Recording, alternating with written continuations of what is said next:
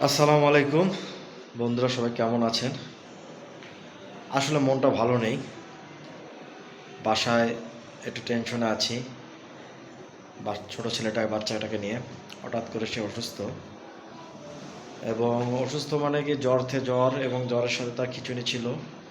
এরপর অবশ্য ডাক্তার দেখাইছি। ডাক্তার দেখানোর পরে আলহামদুলিল্লাহ জ্বরটা এখন কমেছে। টনসিলেও ইনফেকশন ছিল, ইনফেকশনটাও কমে গেছে।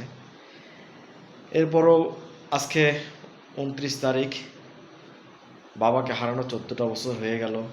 কত বছর এই দিনে অন্তত বাবার কবরটা জিয়ারত করতে পেরেছিলাম, বাবার কবরে থাকতে পেরেছিলাম, বাবার কাছে দোয়া করতে পেরেছিলাম। আজকে কর্মব্যস্ততার কারণে, অনেক কারণে তাদের পাশে থাকতে পারলাম না, বাবার কবরটাকেও দেখতে পারলাম না আজকে। এবং অন্তঃস্থল থেকে তার জন্য দোয়া করি, সকল বাবারা যেন ভালো থাকে, জান্নাতের নসিব করে, এবং সকল কবরবাসী যেন আল্লাহ সবাইকে জান্নাত নসিব করেন।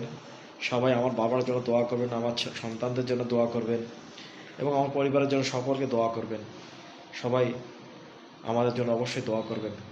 সবার কাছে দোয়া এবং শুভকামনা চাচ্ছি। সবাই ভালো থাকবেন, সুস্থ থাকবেন। আল্লাহ হাফেজ।